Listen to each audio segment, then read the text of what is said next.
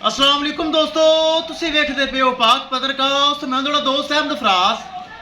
दोस्तों सब तो पहले रिक्वेस्ट है चैनल को सब्सक्राइब कर लो। फेसबुक वाले बराबर बहुत अच्छे पेज को फॉलो कर लो। किसी बराबर अच्छी नस्ल का जानवर चाहिए हो बाएतमाद और भरोसे में परचेज कर सकता है। लोकेशन अड्डा बुंगा हयात, तहसीलो जिला पाक पतन शरीफ। मोबाइल नंबर है साढ़ा 0300 पूरा 8754 743।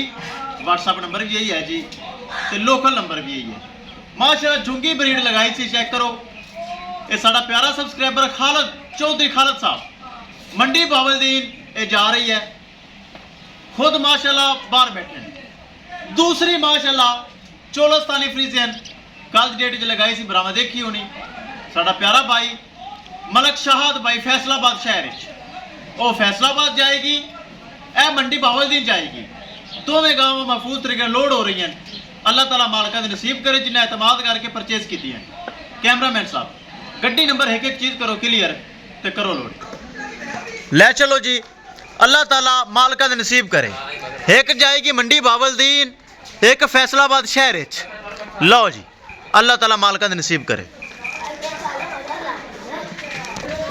माशाल्लाह किसे बराबर नूं मजीद जानवर चाहिए होवे बाएतमाद और भरोसे नाल परचेज कर सकता है।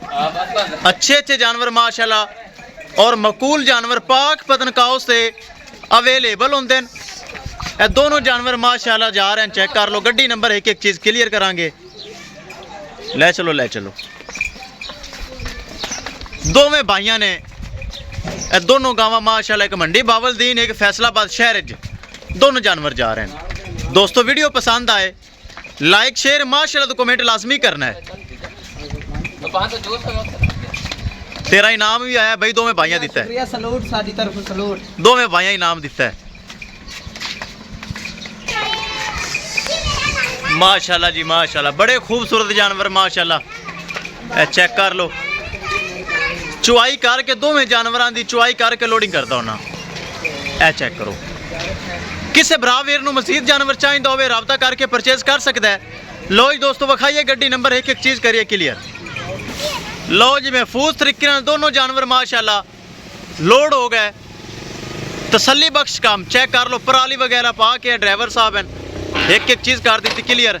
हाँ भाई छोरा बांध दी है नहीं तसल्ली नाल। मेरी तरफ सलूट मेरे नाल तावन किता करो, 1000 रुपये इनाम मेरा गला करो। जेडी भी ऑनलाइन गां जांदी सारे सलूट मैं दोवें गांवों का इनाम तो आ गया ही। किसी बराबर नूं जानवर चाहिए होवे राबता करके परचेज कर सकता है। इंशाल्लाह दोस्तों मिलांगे एक नई वीडियो के नाल। अपने फराज दोस्त दे इजाजत, अल्लाह निगहबान।